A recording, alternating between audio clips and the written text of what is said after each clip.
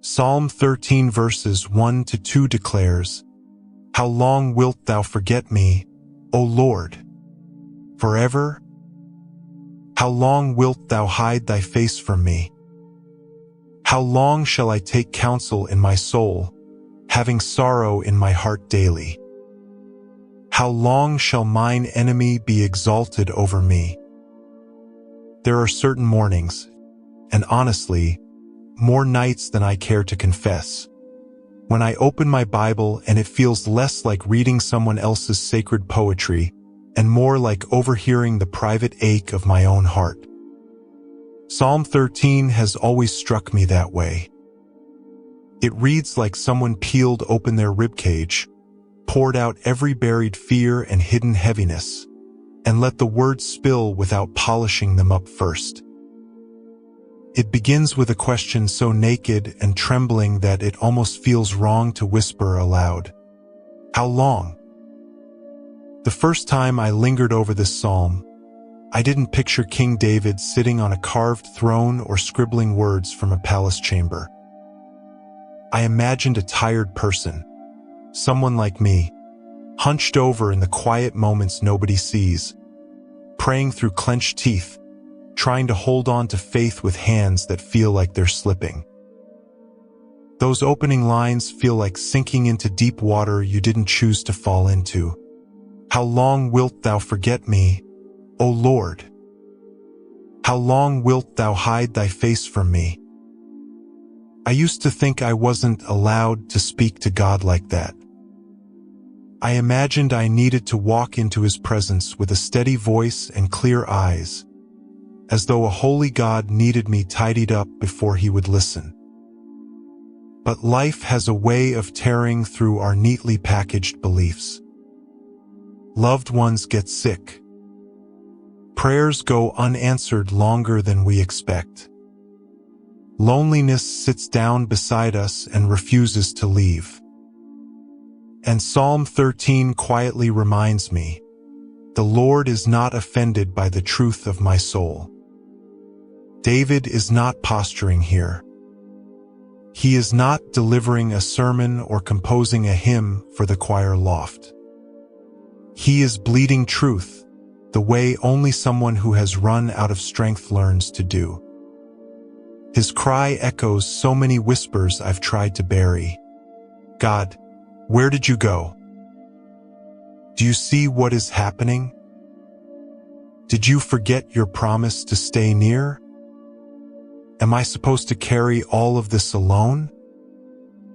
There have been seasons when my heart felt exactly like David described, taking counsel in my soul. It's a gentle way of saying overthinking myself into exhaustion, pacing life inside my own head, trying to answer questions I'm not wise enough to solve, making imaginary battle plans against problems I don't know how to fix. I've lain awake long after the rest of the world grew quiet, staring at the ceiling, replaying words I said and words I should have said, trying to interpret the silence of heaven, and waking up more drained than when I closed my eyes. David doesn't stop with the loneliness within. He also speaks of the pressure around him. How long shall mine enemy be exalted over me? My enemies don't march with swords or wear armor. Sometimes they show up wearing familiar faces, fear, shame, regret, or the slow drip of unanswered questions. Sometimes the enemy looks like a deadline I cannot meet. Sometimes it looks like dreams delayed so long they start to taste like disappointment. Sometimes it looks like spiritual fog, a low cloud that rolls in without warning and makes it hard to see even one step ahead. And yet, right there, in the thick of the storm, the psalm turns. Not because David's situation changed. Not because he suddenly felt brave or emotionally revived. but because faith found a crack to breathe through. David says, "Consider and hear me, O Lord my God, lighten mine eyes."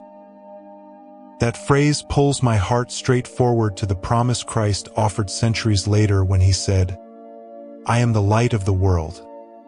He that followeth me shall not walk in darkness, but shall have the light of life." John 8 verse 12. David is not asking for dramatic fireworks. He does not beg for instant rescue. He simply asks for light, enough to see again. Enough to remember that God is still God, and darkness does not win. I have prayed that kind of prayer more times than I could count. Lord, please don't let this swallow me whole. Lord, help my lungs remember how to breathe. Lord, pull me back from the edge I'm leaning toward. Then comes my favorite hinge in the psalm, a small word that holds breathtaking weight. But I have trusted in thy mercy. Psalm 13 verse 5. That tiny word is like a rope thrown down a cliff. It is the moment David stops reporting how he feels and starts declaring what he knows. God's mercy is not a mood. It does not vanish when my hope flickers. Trust, I've learned, is not always triumphant. Sometimes it is weary and trembling. Sometimes it is a whispered yes while tears are still falling. Sometimes it is not the song of the strong but the stubborn refusal of the weak to let go. But the mercy of the Lord, His tender care, His steady presence, His unfailing kindness, has carried me farther than every brave moment I've ever tried to muster. And then, like a miracle written inside a sentence, the psalm ends with praise. I will sing unto the Lord because he hath dealt bountifully with me. Psalm 13 verse 6. Nothing changed on the outside, but everything changed in David's heart posture. He sings before his circumstances shift. He worships before he understands what God is doing. He remembers that the God who rescued yesterday is still the God who walks with him today. I am still learning that sacred rhythm, to sing before I see the sunrise, to praise while the valley still stretches far ahead, to let my memory preach louder than my fear, because worship pushes back lies. It stands defiant when despair tries to take the microphone. It reminds my trembling soul, you are not abandoned. And so I shape my own prayer out of the Psalms pattern. Lord, I come as I am, not polished, not brave, not pretending. My hands are tired. My questions are louder than I wish they were. And sometimes, like David, I wonder how much longer I must sit in the waiting room of your silence. How long until my heart understands what you are weaving? How long until the dawn splits open the night? How long until I see the smallest glimmer that you are moving? When my soul sinks low, breathe your presence over me. When my thoughts spin circles I cannot untangle, bring stillness. When the world grows dim, lighten mine eyes and guide me one faithful step. I am not asking you to erase every sorrow or answer every plea. I am simply asking for enough mercy to stand again today. Enough courage to face what comes. Enough truth to drown out the lies that chase me. Teach me to trust you like David, quietly, persistently, even stubbornly if I must. Let hope rise fresh in soil I thought was barren. Let joy return in small sparks until they kindle into flame. Let my spirit remember your faithfulness behind me and expect your goodness ahead of me.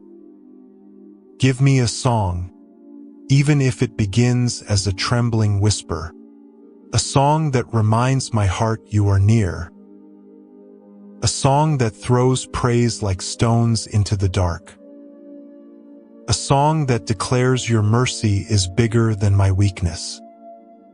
Thank you for staying when I feel far. Thank you for loving me when I doubt myself. Thank you for being God on the mountaintop and God in the lowest valley. Amen.